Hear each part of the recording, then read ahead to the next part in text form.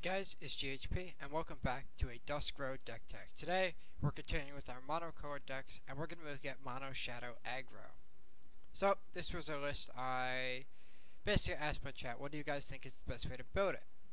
And a lot of people said mid-range when I started building it and I realized there's no card draw. So I realized, okay, we got some new tools in the new set with Miris and Ashara. They're both really good shadow cards. Let's see what we can build. So we have come to this conclusion. Let's go through it. So in our 1-drop slot, we have 8 1-drops in Blood Beetle and Knifejack. They're simply just the two best, they're the two best 1-drops in Shadow. And I do want to start my curve incredibly early with this deck as we are super aggressive. So both of these cards just do their job well. Then we have in our 2-drop slot, Argenport Instigator, which we all know is an insane card. Lethrai Ranger, which is an okay 2-drop. When you force it through though, it's very good. And then Miris Nightblade is, not only is it a pretty good body, but the extra effect on her is just solid enough to put her in the deck, although she's definitely the weakest 2-drop. Then in 3-drops we have Ashara. 3 mana 3/3 Deadly is kinda eh. The effect though is really good in board stalls because we're not playing Death Strike, for example. Sometimes we're going to struggle to get through some big things, especially multicolored things.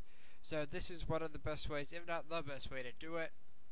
Even though it's telegraphed, we have a lot of disposable units, so I think she's quite powerful. Cabal Countess is a card that I'm only playing 2 of because I think she's quite weak right now. I think there's a lot of easy answers to her, but I do think she can run away with a game very, very easily. If you get her going. She's just hard to block, and when your opponent is already scrambling for resources against this deck, this can really be a lights out. And then we have our top end.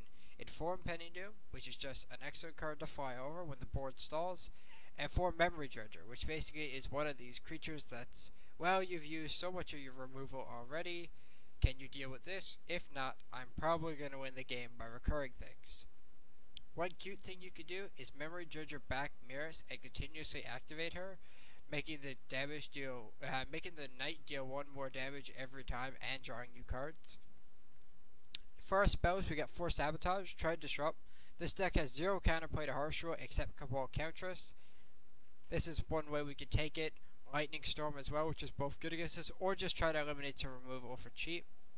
Suffocate to help force through early damage. We don't have Torch. This might be the next best thing. This doesn't deal with like AN when I'm attacking, which kind of sucks. But this still hits a lot of prevalent threats, and it's just a good kill spell for forcing through, specifically for our 2 Infiltrate units. We have 4 Annihilate. Card's great. It's probably the best removal spell right now. There's so many good single target threats. And then 4 Rapid Shot just to keep forcing. It's a pretty easy deck to cover. We have our power base, so we have our 4 Waystones, because why not? Deal extra damage, get me some cards that are flooding, and it's good with Miris. Play 17 Shadow Sigils because I want 4 Crests. I think this deck could only afford like 4 depleted lands, because you don't want multiple in hand, but they're good if you're flooding, so I think they're solid enough to put in the deck. So guys, this is our deck tech. You could slide in some Death Strikes in this list, say cutting maybe 2 Suffocates depending on your metagame.